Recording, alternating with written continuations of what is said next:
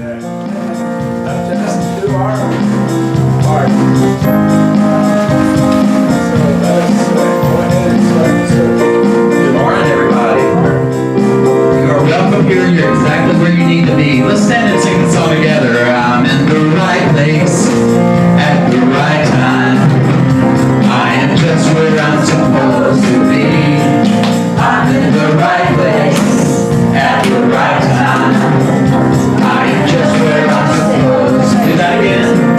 I'm in the right place at the right time. I am just where I'm supposed to be. Yes, I'm in the right place at the right time. I am just where I'm supposed to be. Oh, my soul is welcome here. Oh, my soul is welcome here. I am getting the message loud and clear. My soul is welcome here. All right, this is your spiritual home, your spiritual fancy. Come together this morning. Everyone is welcome in these walls. At the right place at the right time. I'm in the right place At the right time. Why? I am just what I'm supposed to be. I'm in the right place At the right time. I am just where I'm supposed to be. I'm in the right place At the right time. I am just what I'm supposed to be. I'm in the right place at the right time.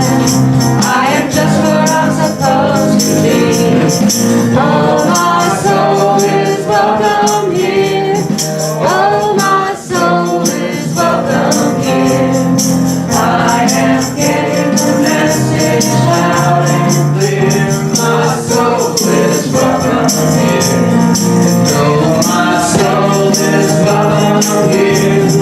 Oh, my soul is welcome here.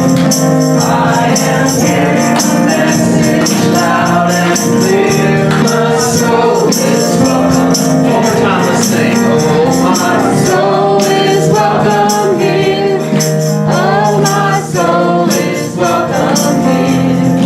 I am getting the message loud and clear. My soul is welcome here. My soul is welcome here. My soul is welcome here. My soul is welcome here. My soul is welcome here. My soul is welcome here. My soul is welcome here. Good morning, everybody. Please stand for the next song. So right here, right now, we are exactly where we need to be. Right in the presence of God from within us.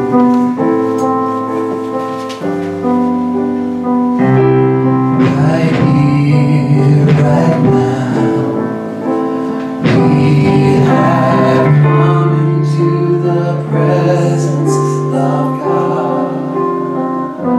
And our hearts are open to the love that's found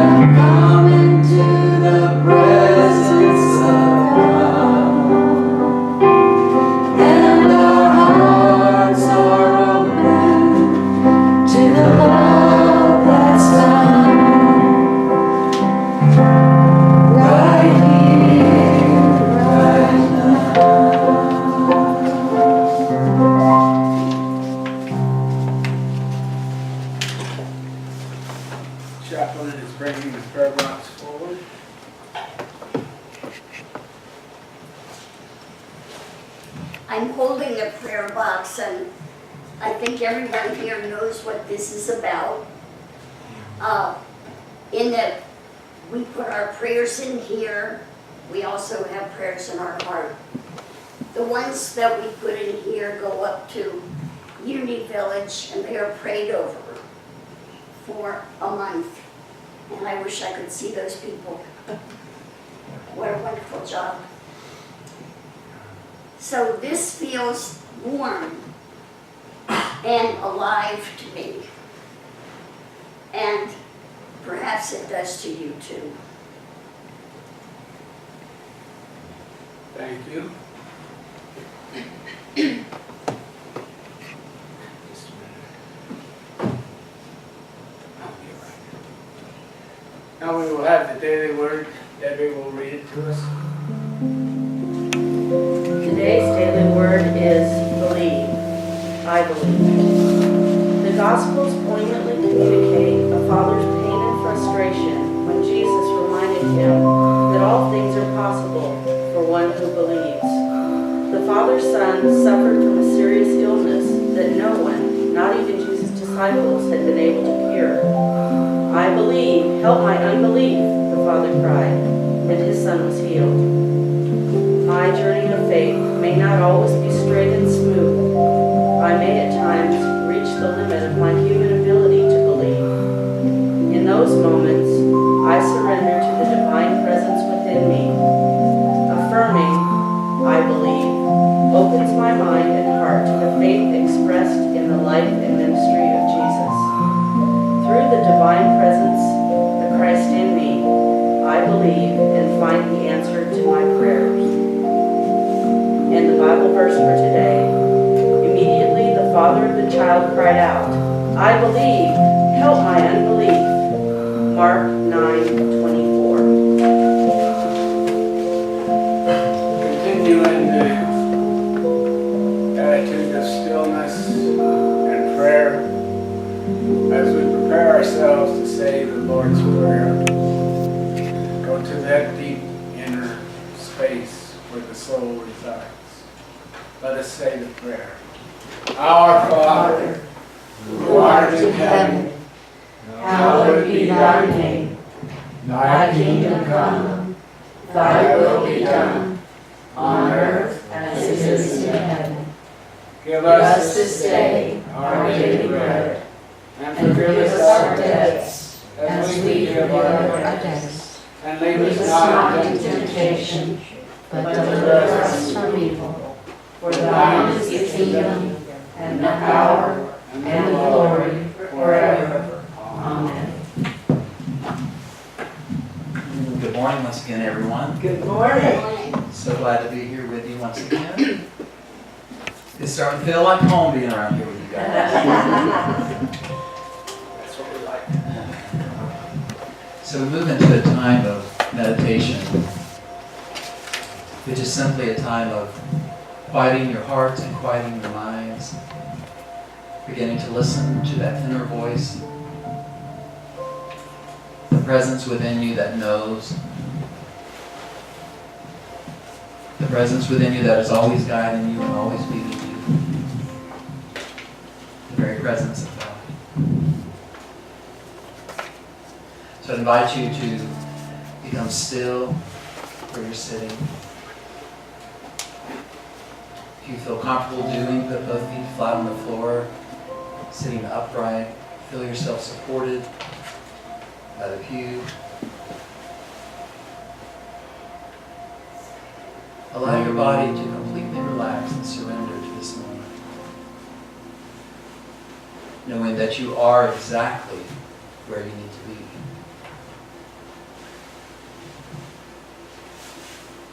Feel your legs begin to become still. Feel your abdomen release all tension.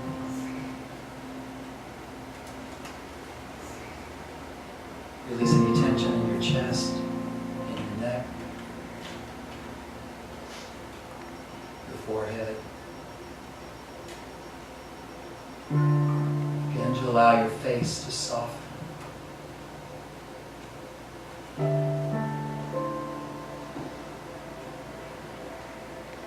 as you completely surrender to this holy moment, to this instant. Begin to breathe deeply. And as you do, feel your body relax with that incoming breath. And exhale.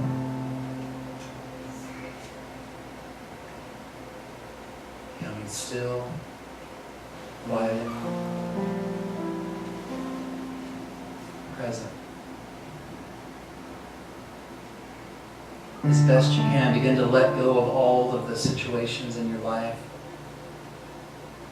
This morning, last week, or any concerns about the future, tomorrow. As best you can, bring all of your energy and attention and intention to this moment. For all that you have is right here and right now. Everything you need is right here, right now, in this moment.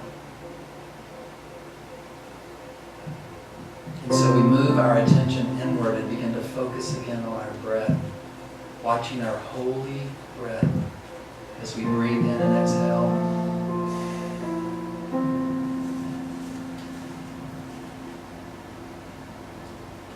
Within you, there is a vast sacred space. A place within you where nothing is impossible. There's a place within you where there is no sickness, no death, no sorrow, no poverty. For here, the center of yourself, you are still exactly as God created you. Whole, perfect, complete.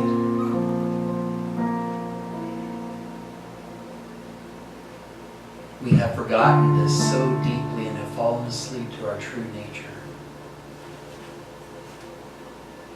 But we can look within and begin to see ourselves as God sees us, the beloved, holy, blessed. In the silence is where you find the presence of God. You find yourself. So just as your body has relaxed, I invite you to take a moment and look at your thoughts and see what may be there. What's in your mind right now? Notice it. Gently let it begin to fall away as your mind unwinds, becomes still, quiet.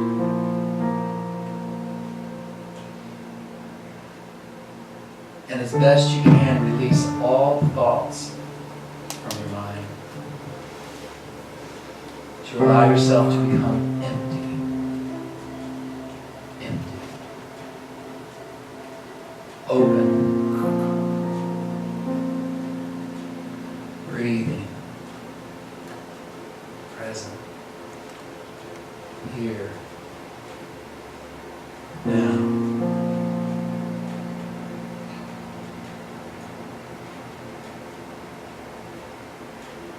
The sacred space where you meet your true, essential self. The only part of you that is real.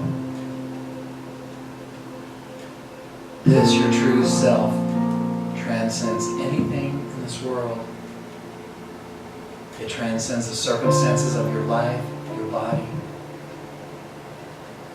For this true, essential self that you are is timeless and ageless, forever loving, forever loved, created in the image and likeness of God. Here in the stillness, the silence, the emptiness, we can rest and listen to that still small voice that is always there, patiently waiting for you to look within and listen. Be still and know that I am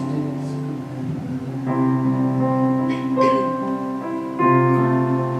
still.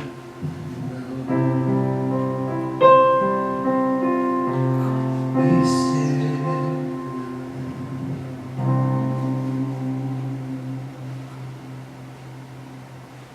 Turning this time over to the eternal presence within us that is in all living things, honoring that presence within all living things.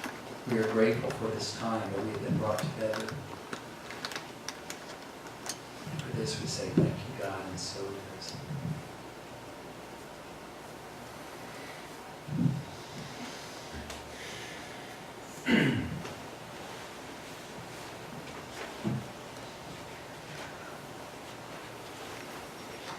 That was nice. Thank you.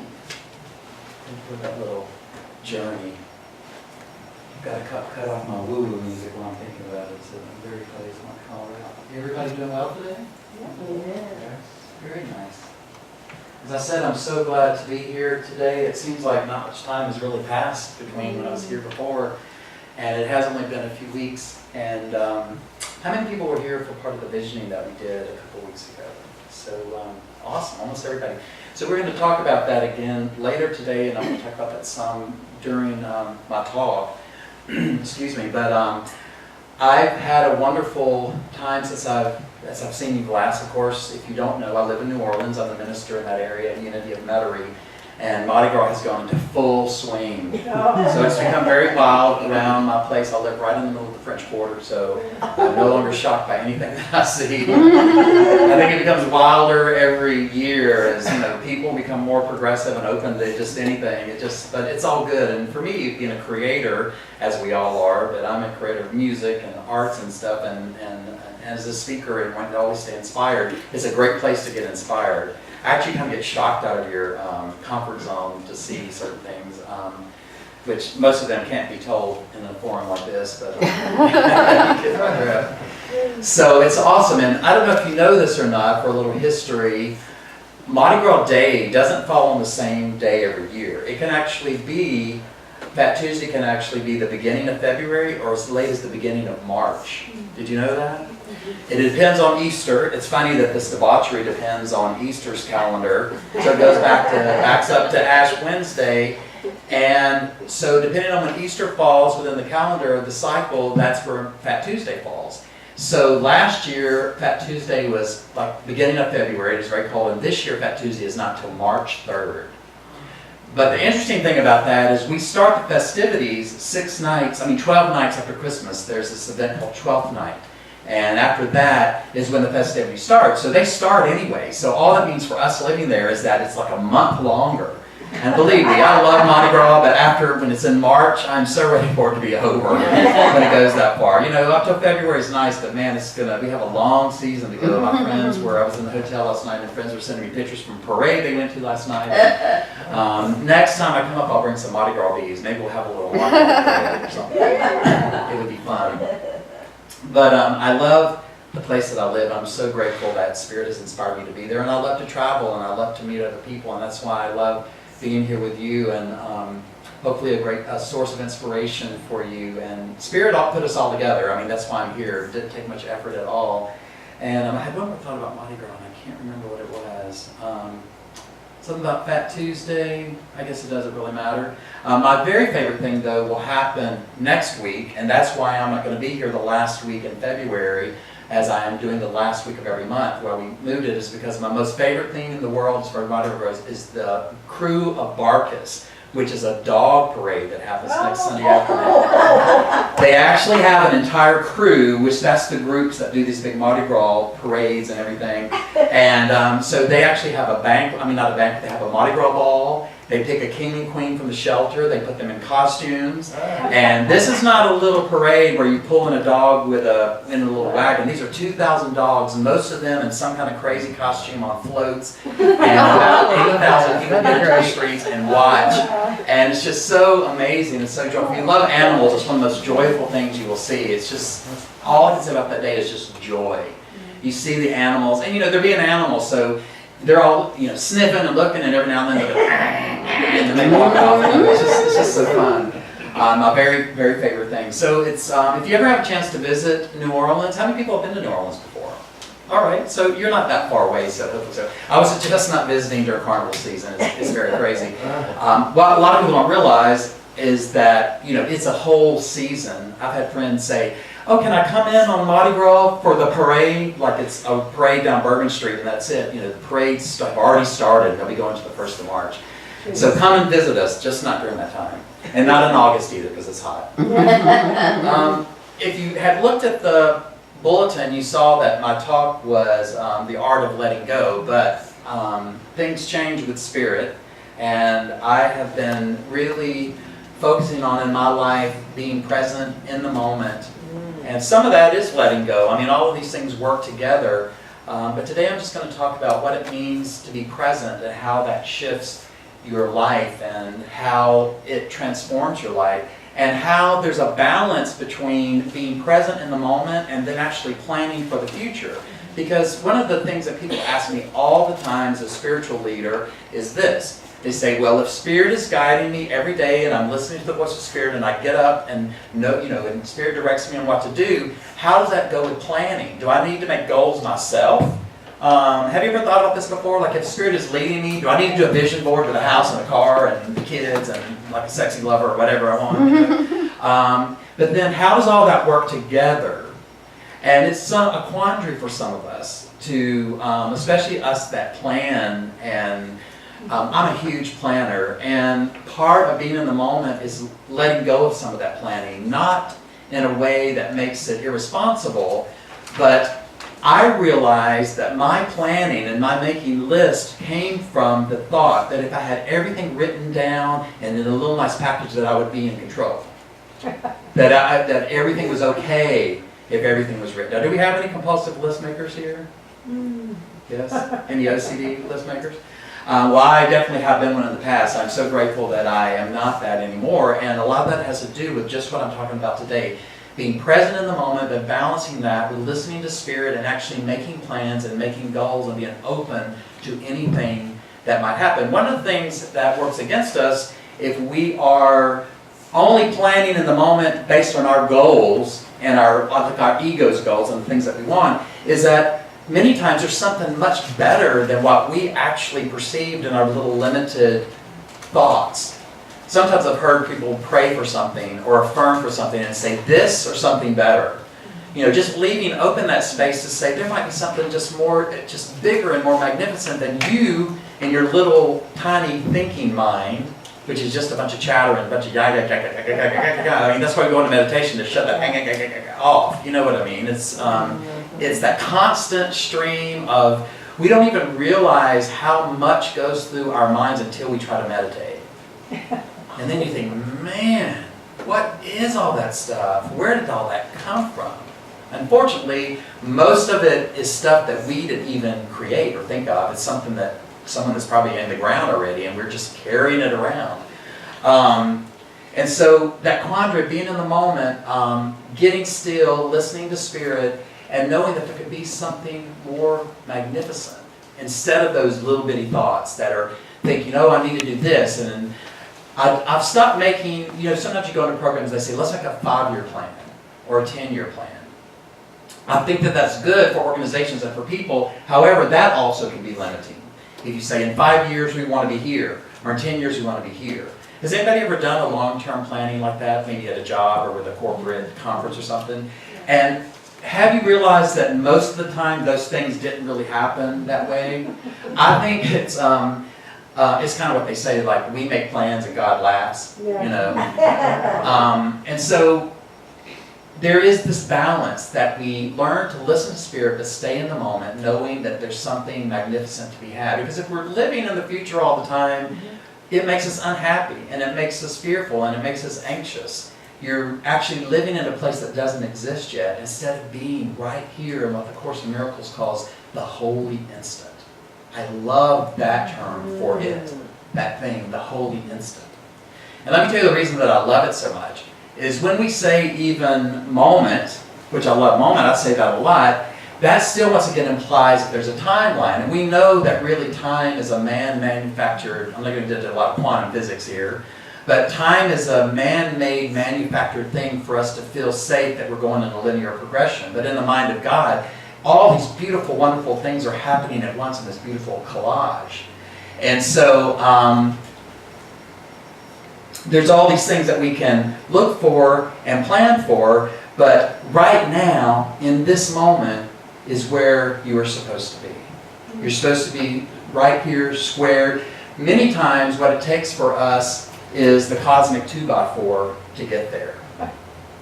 Anybody ever had the cosmic 2x4? You know what I mean? I don't even have to say it, what it is, do I? It's that thing whenever Spirit whispers that beautiful little thing, like, your job no longer serves you.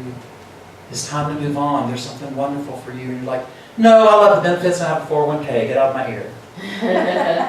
It kind of be like, remember how they used to show little cartoons with a little devil and the angel on your shoulder? So the angel is like, you could be in a more fulfilling, abundant relationship. It would be so wonderful. Take those steps necessary. No, you need to stay there. It's comfortable and it's easy and everything's already set up and you already got a house together, or whatever it might be.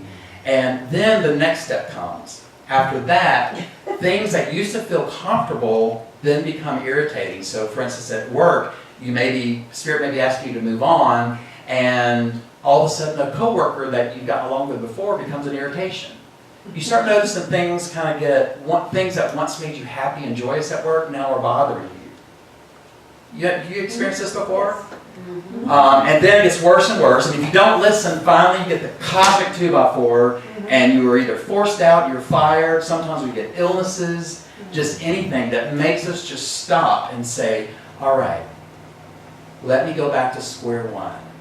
Because when you are sick and flat on your back, there's not much you can do but think about all this stuff.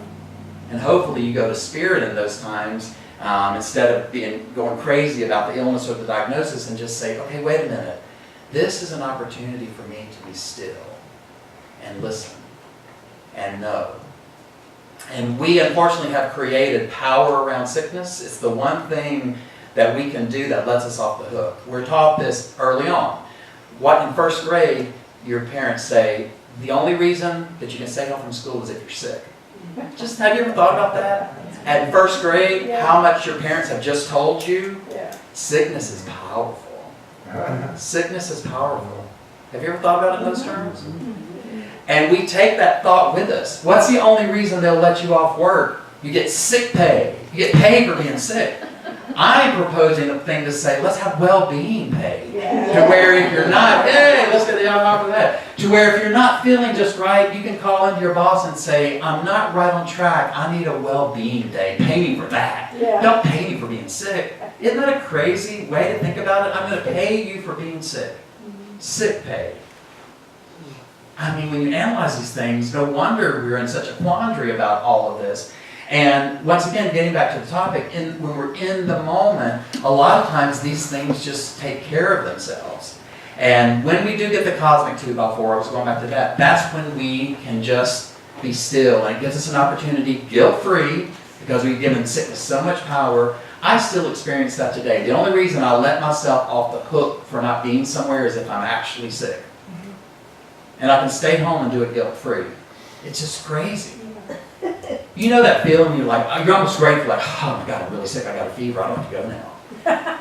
And you can stay home and feel better about it. So, we need to send prayers out to Dean, because he's experiencing that right now, and you're a minister. He has bronchitis, and you send out prayers to him. But I've spoken to him, and we've mostly texted, and I said, look, you don't have to come today. Stay home and take care of yourself and rest and be well. I told him that because I know what it's like to be a minister. And when Sunday morning comes, this thing happens, and it starts from the bottom of your belly. And the minute the Sunday thing happens, and it just explodes into this service, and you just feel like it's your responsibility, and you have to be there. And man, I've let myself off the hook about that. I don't have to make myself sick anymore in this church. Thank God I've gotten rid of that. And I'm not saying he is doing that either, but he's in a place where he's able to just be still, getting over this, and that's what I told him. Be still and rest and take care of yourself and be in the holy instant. And once again, I love the word holy instant, because moment and other things we say imply that there's time. The instant means it's just right here and right now, just like the song says. What I have learned is you can do both. You can make goals, but it depends on where the goals come from. And this ties in with our visioning. The reason we did the visioning the way that we did in a meditative setting, if you were here, you noticed that we didn't come in here with the lights up and a whiteboard up here and everybody giving their ideas. That's the whole point. Our ideas are sometimes little and small and don't serve us. If you came to the visioning, you all of a sudden recognized that it wasn't that type of thing. It wasn't like a seminar. It was like a meditation where we went deep and asked some questions about Unity Church on the Mountain, what it is and what you see for it. And because those kinds of plannings come from Spirit, who knows everything that needs to be known. Spirit knows what's going to happen in 5 years. You don't need a 5-year plan. There's nothing wrong with doing it if it makes you feel better. I mean, if you do a 5-year plan and it makes you feel safe, that's okay. There's nothing wrong with that. But it's only Spirit knows what's going to happen in 5 years. And to be honest, in 5 years, there may be some people here that are in the other world at that point. It may be me. It may be you. It doesn't even matter about age. I mean, any of us in 5 years may not even be in this plane anymore. So why bother focusing on a 5 or 10-year plan? We've got now. Yes. This is it. This is not the rehearsal. This is not the rehearsal. And I think we trick ourselves thinking that we're in the rehearsal. And you know how that comes out? This is the inner dialogue, how that comes out. Okay, when I get all this settled, and this gets together, and I get that worked out, then I'm going to be okay, and I'm going to do that thing I need to do. Or when I get the right amount of money, then I'll be okay, and I'll do that thing. Or when I get everything worked out with my relationships, there's no more drama, then I'll be okay. Any of this sound familiar? Once this is settled, then I'll be able to move forward with things. But guess what?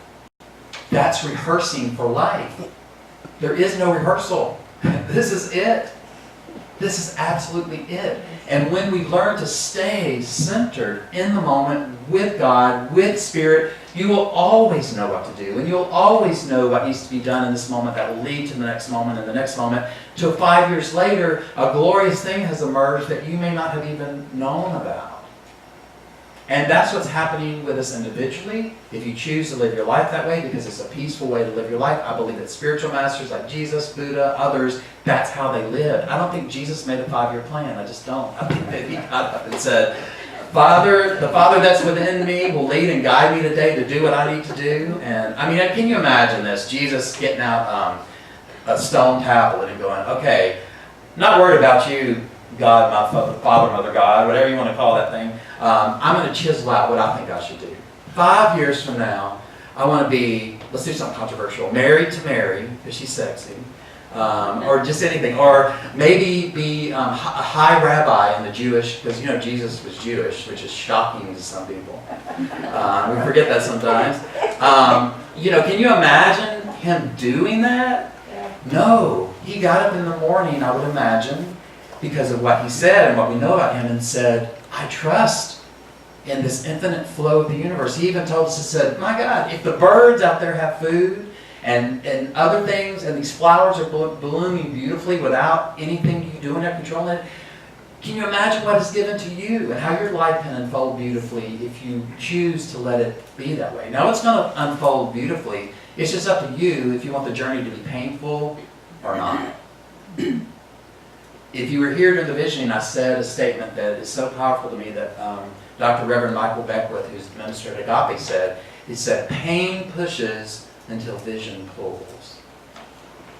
And one of the ways to move into vision pulling us is to be in the moment and begin dropping all of those requirements. And then what happens is if we don't meet those requirements, then we feel bad about it. That's why I stopped making resolutions. I set intentions for my life, but they're still open.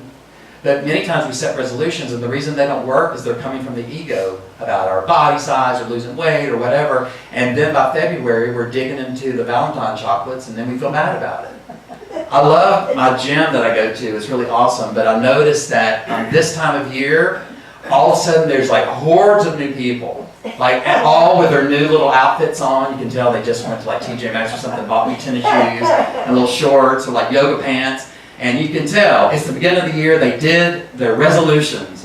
And they're prancing around the gym and with the trainers learning how to do all the machines, and they got the little outfits on and all this. And by February, I promise you they'll be gone, most of them. And there's nothing wrong with that. I'm not judging. At least they went for 6 weeks. They did something. But the reason it doesn't work is that a resolution comes from a sense of fear. A resolution comes from a sense of lack. A resolution says, I don't have a great body shape, and so I'm fearful of that, so I better get healthy. Does that make sense? Mm-hmm. Another thing, too, to think about being in the moment is be very careful when you're doing even holistic things and medicine or whatever, to not come at it as fear. We can even use holistic beautiful things as fearful. Anytime we think we need something outside of ourselves, besides the power of God, then we're off track. So if you need yoga to be complete, well then you need to ask the question, why? I remember in the Abraham Hicks teaching, some of you may be familiar with this, where this teacher comes forth through Esther Hicks, and she speaks to people and they ask questions. I've been to some of their seminars and they're really beautiful. A gentleman got up, a young guy got up, and he was crying on the microphone because they record everything. You can watch it later. And he said, "I'm so mad at you, Abraham, because my mom followed you, and she exercised, and she took vitamins, and she did organic food, and became a vegan." I mean, he listed all these things, and she died. And he said, "I'm so mad because she did all the right things." And brilliantly, Abraham said, she did all of those things, even though on the outside they looked healthy. They did those because she felt that without those things, she was not complete. And without those things, she was not going to be okay. And without those things, she was full of fear. So we have to watch why we're doing things. And it's not a judgment, it's just something to maybe think about. Why am I doing this? And when we live in the moment, we get clear guidance. And let me tell you practically how that works. So I'm not a vegan. I may be one day. I think it's a great way to live. I don't cook. You would not want me to cook at your house, or you wouldn't want to eat anything that I cooked. So I couldn't be a good vegan unless there was somebody knowing vegan recipes, because when I try to make vegan stuff myself, it tastes horrible. It's like bird food. So, but when I'm with someone who makes really great vegan things, then I love it and I can eat it. However, what I do is this: in every moment when I'm in front of food, in the moment, not saying I am a vegan over time, in the moment I say, what is best for me to eat right here in this moment? And when you begin to do that, you get guided to what to eat. And it just eliminates the plan to try to do all these diets and stuff. All of this making any sense at all? Even down to our food in every moment, if we listen, we will be guided. I notice that when I work out a lot and my body becomes healthier, that I crave healthy foods. Like I don't even want like sodas and stuff like that. It's like something happens. And in every moment I know just what to eat. And I want to close by reading this beautiful story of a woman who learned to live in the moment when she got cancer. So an American woman who decided to take a road trip across the United States instead of undergoing cancer treatment has passed away at the age of 91. Norma Jean Boucher-Schmidt's travels have been followed by more than 400,000 people on the Facebook page Driving Miss Norma, which posted pictures and journey accounts of her journey. Mrs. Boucher-Schmidt's daughter-in-law, Rami, who set up the Facebook page, wrote that the woman had decided to take the trip last year after being diagnosed with uterine cancer and told by her doctor that surgery, radiation, and chemotherapy were unlikely to treat her disease. Quote, "We found ourselves sitting in an OBGYN office talking about treatment options," the post read. "You know the drill. Surgery, then radiation, then chemo in some order. When the doctor was finished, he asked her how she would like to proceed." A tiny woman at 101 pounds and under 5 feet tall, an exhausted Norma looked the young doctor dead in the eye with the strongest voice she could muster and said, "I'm 90 years old. I'm hitting the road." A post marking a year on the road said, "We have driven the RV nearly 13,000 miles, slept in over 75 different locations in 32 states. Miss Norma has experienced more firsts than we can count. Big things, like riding in a hot air balloon or on a horse, to little things, like getting a pedicure or having her first taste of key lime pie, oysters, or fried green tomatoes. She has had her hair done by 10 different stylists and crossed the time zones 9 different times. Over these past months, all of us have learned so much about living, caring, loving, and embracing the present moment. No matter where we are, when asked where her favorite spot has been on the trip, Norma now says, right here. Right here. We have also learned so much about the human spirit and the beauty of people from all over the world. Mrs. Bauer-Schmidt began hospice care in the town of Friday Harbor, San Juan Island, Washington. Her final stop in August when her health began to deteriorate. She confirmed that she had passed last Friday morning. What a beautiful story. I love that. She said, you've been all over the country. What was your favorite place? Right here. Right here is where it is.